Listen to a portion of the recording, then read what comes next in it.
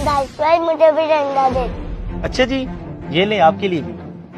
Inspector साहब यही है वो बंदा जिसने पूरे मोहल्ले की नाक में दम करके रखा हुआ है, हमें तंग करके रखा हुआ है इसने। डैडी ये कौन है लोग? कुछ नहीं, आप अंदर जाओ। हाँ भाई, क्या मसला है तुम्हारा? क्यों तंग किया मैंने लोगों को? इंस्पेक्टर साहब ये तो आप इनसे ही पूछें कि मैंने इनको क्या तंग किया हुआ है। हाँ जी बताइए, मैंने आपको क्या कहा है भाई? बताता हूँ मैं तुम्हें। इंस्पेक्टर साहब, एक तो ये पूरे मोहल्ले में बिद्दत फैला रही है, देखिए लाइटें लगाई हैं, झंडियां लगाई हुई हैं, और दूसरा ये हमारे खिलाफ शेर पड़ता है, इसको जरा पूछें। ये लाइटें और झंडियां तो ठीक है, और मौलवी कौन सा शेर पड़ते हैं उनके खिलाफ? तुम क्या इंतशार फैलाया हुआ तुमने? इंस्पेक्टर साहब मैं कोई इंतशार नहीं फैला रहा, और जो शेर की बात भाई कर रहे हैं वो तो बच्चा बच्चा पढ़ता है कि आप सबके पास जाएंगे। वो शेर इतना प्यारा शेर है, वो तो हम हुजूर की मोहब्बत में पढ़ते हैं और शैतान के खिलाफ पढ़ते हैं कि निसार तेरी चहल पहल पर हजारों ईदे रबीउल अव्वल, सिवाय इबलीस के जहां में सभी तो खुशियां मना रहे हैं। ये देखिए इंस्पेक्टर साहब, ये शेर हमारे खिलाफ पड़ता है, ये हमें चिढ़ाने के लिए। हाँ भाई, इस शेर में ऐसा क्या है जो तुम चिढ़ रहे हो? इंस्पेक्टर साहब आपने नहीं देखा, ये हमें इब्लीस कहने की कोशिश कर रहा है। अजन मैं आपको इब्लीस किधर कह रहा हूँ, मैं तो ये शैतान के खिलाफ शेर पढ़ता हूँ। आप अपने ऊपर ये क्यों ले रहे हैं? क्या आपको हुजूर की आमद की खुशी नहीं है? और बस करो, आपको हुजूर की आमद की खुशी नहीं है? और बस करो, आमद की खुशी नहीं है। हुजूर का इंतकाल 12 रबीउल अव्वल को हुआ था, तो हमें खुशी मनानी चाहिए या गम? इंस्पेक्टर साहब एक तो इस बंदे की भी समझ नहीं लगती।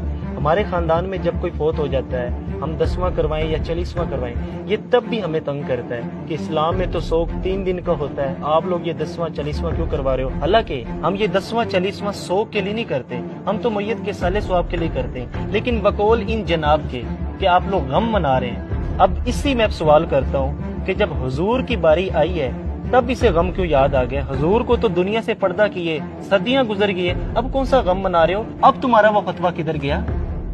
अच्छा तो ये बताओ, ये जो झंडियां लगाई हुई हैं, लाइटें लगाई हुई हैं, ये इतना पैसा इस पे जाया किया, किसी गरीब की मदद नहीं कर सकते थे? अच्छा तो इससे भी मसला है आपको? ये बताएं आपके पास मोबाइल कौन सा है? मेरे पास iPhone 14 है। क्यों? देखिए इंस्पेक्टर साहब, 3.5 लाख वाला मोबाइल है इनके पास, 50,000 वाला भी तो आप मोबाइल ले सकते थे, बाकी पैसे किसी गरीब को दे देते, तब गरीब नहीं याद आया आपको? और दूसरा इंस्पेक्टर साहब, इसने अपने बेटे की शादी की है, 50 लाख रुपए इसने खर्चा किया है, कम पैसों में भी तो ये शादी कर सकता था, तब गरीब नहीं याद है इसे? अब इसने अपने बेटे की शादी की है, 50 लाख रुपए इसने खर्चा किया है, कम पैसों में भी तो ये शादी कर सकता था, तब गरीब नहीं याद है इसे? हालांकि हदीस पाक में ये है कि बेहतरीन निकाह वो है जो कम खर्च पर हो, सिर्फ मिलाद पर ही इसे ये वसवसे आते हैं।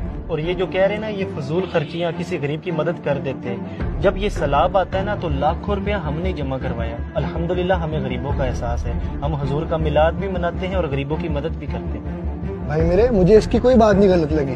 तुम लोग मोहल्लेदार हो, मिलजुल के रहा करो सारे। मेरे भाई ये नफरतें खत्म करो, आए मिलके गरीबों की भी मदद करते हैं और सरकार का मिलाद भी मनाते हैं। भाईजान, आपकी बातें मेरे दिल पे असर कर गई हैं, हमें बिल्कुल हुजूर की आमद की खुशी मनानी चाहिए, आए मिल के मनाते हैं। ये हुई ना बात, आए मिल के मिलाद मनाते हैं।